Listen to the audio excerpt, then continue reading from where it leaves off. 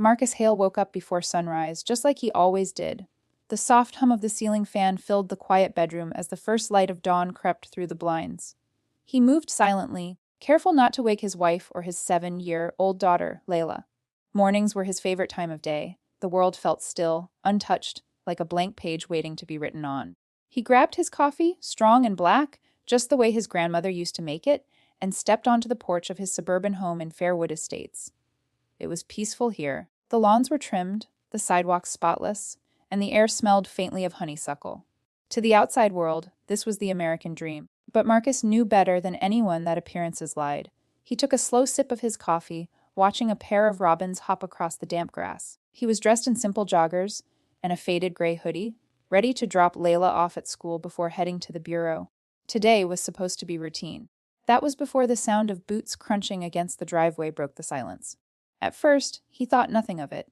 Maybe just a neighbor on an early morning jog. But when he turned, 3 men in black tactical vests were marching toward him with purpose. Their steps were too measured, too heavy. His instincts kicked in immediately. The first man raised his hand, flashing a shiny badge Marcus had never seen before. The vest across his chest read HOA Enforcement Police in bold white letters. The other 2 flanked him, hands resting on their belts where weapons bulged beneath nylon straps. Marcus tensed, his mind calculating, cataloging, scanning every detail. He noticed the cheap stitching on their vests, the mismatched boots, the radios clipped to their shoulders, switched off, not transmitting a single thing. These weren't real cops. "Sir?" The leader barked, voice sharp and commanding. "We need you to come with us. You're under arrest for violating HOA regulations." Marcus stared at them, confused but silent for a moment. Violating HOA regulations? That didn't make sense. He paid every fee on time. He knew every rule, every restriction, every clause in the Homeowners Association's handbook. But something in the man's tone told him this wasn't about missing a payment or failing to trim his hedges. "Arrested?" Marcus repeated, his voice low and calm, masking the storm rising inside him. "For what, exactly? Who are you?" The second man stepped forward, his jaw tight, his pale skin flushed under the early sun. "Neighborhood Safety Division," he snapped. "You've been issued multiple citations. Now stop asking questions and come with us." Marcus's fingers tightened around his coffee mug, but his face remained unreadable. He glanced down briefly at their badges again and confirmed what his gut already knew: they were fake. Poor replicas. "You've got 10 seconds?" Marcus said evenly, his deep voice rumbling like distant thunder. 10 seconds to explain why 3 armed men are trespassing on my property without a warrant." One of the men shifted uncomfortably. The leader clenched his jaw but didn't back down. "Don't make this hard, Hale," he said, his voice lower now, venom seeping through his words. "You people think the rules don't apply to you." Those 2 words, "you people," landed like a knife. Marcus had heard them before. In interrogation rooms, on surveillance tapes, in hate group manifestos. That phrase always came right before someone tried to take his dignity, his freedom, or his life. Marcus didn't raise his voice. He didn't break a sweat. Inside, he was ice. Calm, precise, ready. They didn't know who they were dealing with. They saw a tall black man in a nice house, assumed he was just another resident they could intimidate. They didn't know that Marcus Hale wasn't just any man. He was one of the most feared counterintelligence agents in the FBI, a hunter of extremists, the man who dismantled entire terror cells while his enemies whispered his name in secret chat rooms like a curse. And now, 3 fake cops had shown up at his door, thinking they were predators. But Marcus knew predators. He'd spent his life studying them, tracking them, outsmarting them. He recognized their patterns, their arrogance, their tells. And in that moment, he understood something chilling: this wasn't random. This wasn't about HO violations. This was planned.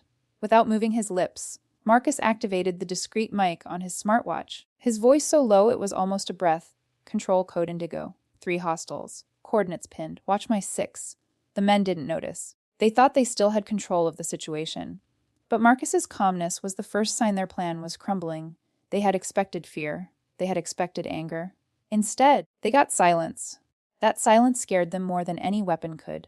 The leader's hand twitched toward his holster, his composure cracking. "Last chance," he said through gritted teeth.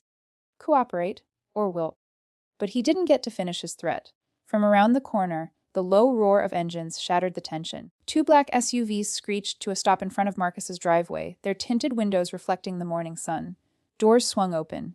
In an instant, 6 FBI tactical agents spilled out, rifles raised, voices booming commands that carried authority the imposters could never fake. Do you want Billy or warp us? Hands owning your warhead! No! The 3 men froze, caught between fight and flight. Marcus stood still, unmoving, coffee mug still in hand, eyes locked on the leader.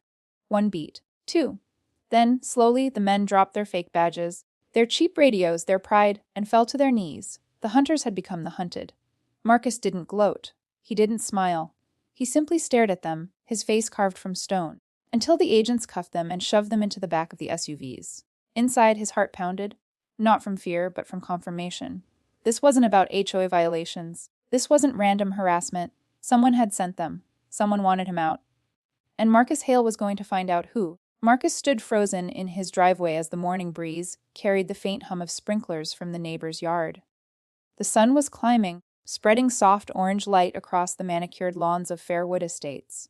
The 3 men who'd come for him were now kneeling on the pavement, hands zip, tied behind their backs, faces pale and tight with frustration.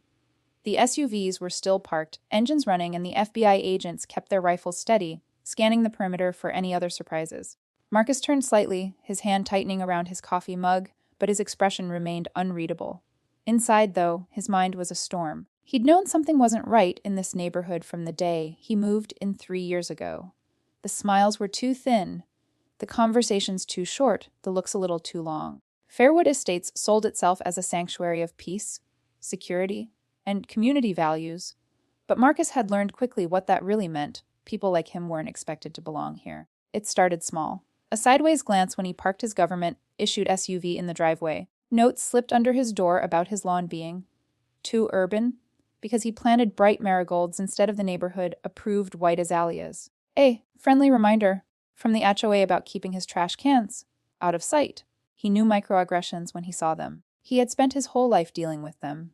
Growing up in Memphis, graduating at the top of his class, joining the FBI, breaking ceilings they never wanted him to touch. And he had also learned this small tensions always grow into big ones when you refuse to bow your head.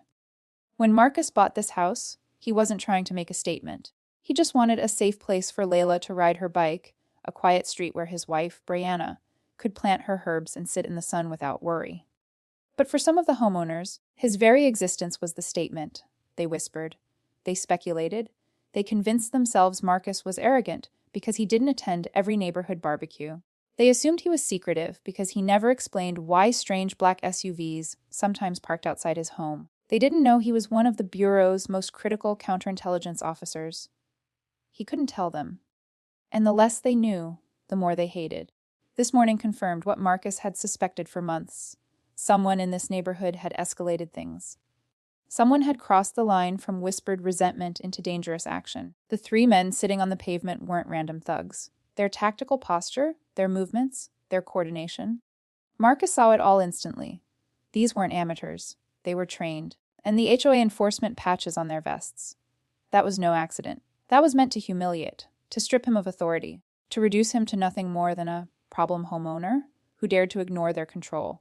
As the FBI agents loaded the imposters into the SUVs, Special Agent Ramirez, a young Latina officer from Marcus's team, walked over, her face tight with concern. "Boss," she said quietly, so the neighbors gathering across the street couldn't hear. This wasn't random. Their gear's cheap, but their setup isn't. They knew exactly where you'd be, what time you'd come out, how long it would take for backup to arrive. Marcus nodded, his jaw clenched. "Inside job?" he said flatly. Ramirez lowered her voice even further. "We pulled one of their wallets. Guess what we found? HOA identification cards. These guys either work here or someone inside gave them clearance." Marcus didn't react outwardly, but inside, his anger burned cold. This wasn't just an attack on him as a federal agent. This was personal. Someone in his own neighborhood, someone who probably waved at him while walking their dog, had set this up. From across the street, Mrs. Dorsey, an elderly white woman in a pink floral robe, stood clutching her coffee mug, staring at Marcus like he was the criminal. A cluster of other neighbors whispered behind her, stealing glances at the black SUVs, at the FBI agents, at Marcus himself. He heard fragments of their murmurs carried by the breeze. Always knew he was trouble. Should have stayed quiet. Knew a man like that would bring drama. Marcus ignored them. He had been ignored, underestimated, and doubted his entire life. That was nothing new. But now the stakes were different. These weren't OA fines or nasty emails. This was organized, coordinated, dangerous. One of the cuffed men broke his silence as an agent tried to push him into the SUV. He spat on the pavement, his voice sharp with contempt. "You think you're untouchable, boy? You think a badge makes you safe?" Marcus turned his head slowly, locking eyes with him. He didn't speak. He didn't need to. The look alone, the quiet, burning steadiness in his gaze, was enough to make the man flinch and turn away. But Marcus knew what those words meant. They weren't just threats. They were a message, a warning. Whoever had sent these men wanted him scared, shaken, maybe even gone. They wanted him to know they were watching, testing, probing for weakness. As the SUVs pulled away, the neighborhood fell eerily quiet again. The only sound was the faint squeak of Layla's bicycle as she pedaled up the sidewalk toward the house, unaware of what had just happened. Marcus forced a smile as she hopped off her bike and ran toward him, backpack bouncing on her shoulders. "Daddy, who were those men?" she asked softly, looking up at him with wide, worried eyes. Marcus crouched to her level, resting one hand on her shoulder. "Just people who made a mistake," he said gently. "But they're gone now. You're safe." But inside, he knew safety was fragile. He knew this wasn't over. The ambush this morning was just the beginning, and whoever had sent those men had underestimated one thing. Marcus Hale wasn't the type to wait for trouble to knock on his door twice. He had hunted terrorists, dismantled sleeper cells, and brought down networks that spanned continents. Now, it seemed, the battlefield had shifted to his own backyard, and Marcus Hale was ready for war. Marcus stood in his study that night, the glow from a single desk lamp casting shadows along the walls. The house was quiet, too quiet. Brianna had put Layla to bed hours ago, but Marcus hadn't moved from his chair. The events of the morning replayed in his mind on a loop, each detail sharper than the last, the fake badges, the boots, the way they said "you people," the cold look in their eyes when they thought they had power over him. He sipped the last of his now cold coffee, jaw tight, breathing steady, forcing himself to think, to analyze, to process like the agent he was trained to be. It was no longer a question. Someone wanted him gone. He stared at the files spread across his desk, photographs of the three imposters, scans of their fake HOA enforcement IDs, and the preliminary reports from Ramirez. These weren't random thugs. They had discipline, training. One of them, according to the Bureau's facial recognition scan, was ex-military, dishonorably discharged 6 years ago for extremist affiliations. Another had a record tied to a paramilitary survivalist camp in Montana. And the third, clean on paper, but the kind of clean that meant someone powerful was covering his tracks. Marcus rubbed the back of his neck, his thoughts spiraling. It wasn't just the attack itself. It was where it happened, in his own driveway, in front of his own home. This wasn't just a message to him. It was meant for his neighbors, too. A display? A show of force? When you're a black man, living in a place like Fairwood Estates, you learn to read silence like language. He'd felt the weight of stares when he first moved in. The side comments about property values. The way people paused their conversations when he walked by at HOA meetings. On the surface, it was polite smiles and welcome to the neighborhood gestures. Underneath, though, there was an edge. Resentment wrapped in friendliness, fear disguised as curiosity. He wasn't just Marcus Hale, the man. To some of them, he was Marcus Hale, the outsider, the one who didn't fit the mold of their little gated paradise. For a while, he ignored it. But now, after today, he knew better. Whoever orchestrated this wasn't acting alone. Someone inside this neighborhood, someone with access, knowledge, and influence, was pulling strings. And Marcus was done waiting for the next move. He clicked open an encrypted channel on his bureau laptop, bringing Ramirez into a secure video call. Her face popped up on the screen. "Tired but alert? We ran deeper traces on those guys," she said without even greeting him. "You were right. It's not local. They're connected to something bigger." Marcus leaned forward. "How big?" Ramirez hesitated. "We found chatter on a Sovereign Network forum last week about you." Marcus. He froze for a second. The Sovereign Network. The name alone made his jaw tighten. He'd crossed paths with them before. A loosely connected web of extremist groups. White nationalist militias, rogue ex-military operators, cyber networks feeding propaganda into small-town communities. 2 years ago, Marcus had been part of an operation that dismantled one of their biggest domestic plots. He remembered the raids, the arrests, the fire in the compound's backyard as the Bureau tore apart their weapons caches. And he remembered the man who had sworn revenge as they dragged him away in cuffs. Ethan Rourke, one of the Sovereign's top recruiters. "Ramirez?" Marcus said slowly, his voice steady. "Tell me they're not reaching into my neighborhood." "I wish I could," she said, her expression darkening. One of the arrested men, his bank account got a wire transfer 3 days ago. Guess where it came from? A shell company linked to the sovereign. Whoever's behind this, they're embedding their people right under our noses. And from the looks of it, they know exactly who you are. Marcus leaned back, exhaling sharply through his nose. The pieces were falling into place, but they painted a picture darker than he'd imagined. This wasn't just about intimidation. This was infiltration. The Sovereign Network was playing a long game, and Fairwood Estates was their chessboard.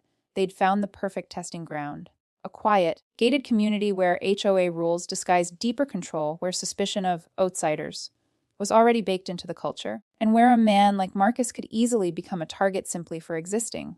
He thought about Layla's question earlier that morning. "Daddy, are the bad guys gone?" He'd told her yes. But the truth settled in his chest like a stone. No, they weren't gone. They were here. Watching. Planning. Waiting for the next move. Marcus shut his laptop and walked over to the window, pulling the blinds back just slightly. Across the street, he could see his neighbors' houses glowing under soft porch lights. Somewhere behind one of those windows, someone had made a phone call. Someone had sent those men. Someone had thought he'd be too scared to fight back. But they had underestimated Marcus Hale. The memory of his grandmother's voice came back to him, soft but fierce, from a long-ago Sunday morning in Memphis. "Baby, the world will try to remind you every day who they think you are. But you show them who you really are. You walk with your back straight. You fight with your head high." He straightened his shoulders, feeling that old fire return. If the Sovereign Network wanted to play in his backyard, he would burn their entire operation down to its roots. They had crossed a line, not just with him, but with his family, with his home, with every quiet black family that had ever been told they didn't belong in places like this. This wasn't just about survival anymore. It was about sending a message louder than theirs. Marcus Hale was not prey, and by the time this was over, the people who came for him would wish they'd never learned his name. The following morning, Marcus woke before dawn. The house was silent except for the faint hum of the air conditioner, but his mind was loud, restless, relentless. He hadn't slept more than an hour. Every time he closed his eyes, he saw the 3 fake officers standing in his driveway, their cheap badges flashing under the morning sun, their voices dripping with entitlement. But it wasn't the confrontation that kept him awake. It was the bigger question clawing at him. Who in this neighborhood wanted him gone badly enough to invite danger right to his doorstep? Fairwood Estates had always presented itself as the picture of suburban harmony. Gated entry, pristine sidewalks, HOA rules stricter than federal codes, and neighbors who waved while clutching coffee mugs and murmuring about landscaping permits. But Marcus knew better now. The attack had cracked the illusion wide open. Behind the manicured lawns and matching mailboxes was a shadowy current, something organized, something calculating. After dropping Layla off at school, he headed straight to the Bureau's Dallas field office. Ramirez was already there, sipping her 3rd cup of coffee, her eyes shadowed by exhaustion. She slid a folder across the table the moment he walked in. "We dug deeper," she said flatly. "And boss, you're not going to like this." Marcus opened the folder, scanning the pages. It was a compiled report: financial transfers, email leaks, private HOA communications. One thing stood out immediately: the HO president, Gregory Hensley, had been in contact with a shell company linked directly to the Sovereign Network. Over the past 6 months, money had quietly funneled into community security initiatives, totaling nearly $200,000. Marcus looked up slowly. "Security initiatives," he repeated, his voice edged with disbelief. Ramirez nodded grimly. "That money was used to hire the 3 men we arrested yesterday, and that's just the surface. This isn't some petty neighborhood grudge, Marcus. This is coordinated." He closed the folder and leaned back, staring at the ceiling for a moment. He thought about the HOA meetings he'd attended, the casual microaggressions hidden behind polite smiles, the passive-aggressive comments about keeping the neighborhood's character, the subtle reminders about following the rules. He'd known there was tension, but he hadn't imagined they were funneling extremist money into an actual plot to intimidate him.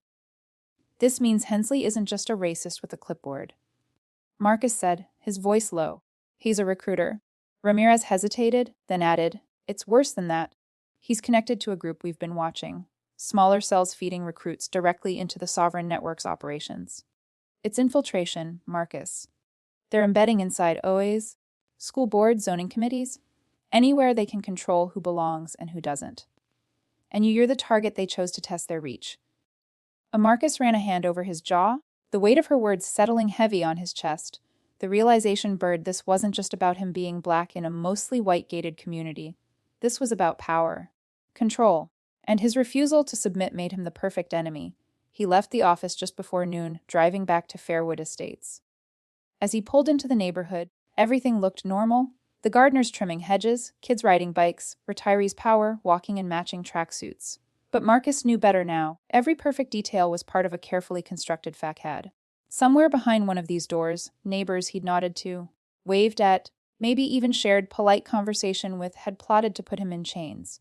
He parked his SUV, stepped out, and stood on the driveway for a moment, letting the quiet wash over him. Then he walked to his study, locked the door, and pulled out a secure bureau, issued hard drive. This wasn't going to be an official investigation. Not yet. This was personal. He started digging through HOA records, financial statements, security footage, meeting minutes. He mapped out connections, cross-referenced names with bureau watch lists, pulled metadata from emails flagged by Ramirez. By nightfall, he'd built a network diagram on his screen. At the center was Gregory Hensley, his HOA president, sitting in his corner lot house with its American flag swaying neatly from the porch. Around him were 6 other board members, all linked by encrypted group chats where discussions about neighborhood preservation bled into coded extremist language. Marcus scrolled through one particular message chain and stopped cold when he read, "If Hale doesn't cooperate, we make him cooperate. HOA police, stage 1, stage 1. The men who came for him yesterday weren't the end. They were the beginning." Marcus leaned back in his chair, staring at the map of his neighbors' names and connections. For the first time in his career, the battlefield wasn't some foreign city, some hidden compound, or a cyberterrorism network halfway across the world. It was here, in his cul-de-sac. He picked up his phone and called Ramirez. "We're going to escalate," he said firmly. Her voice sharpened on the other end. "What's the move?"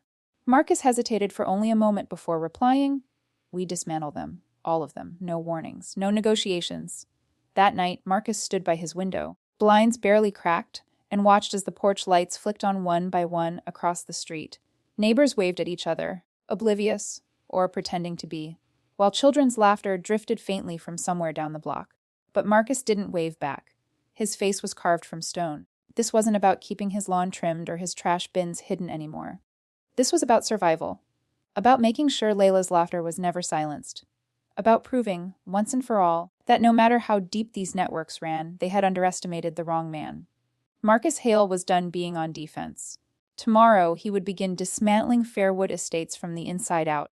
And when the Sovereign Network realized they had made Marcus Hale their test case, they'd regret ever stepping foot on his driveway.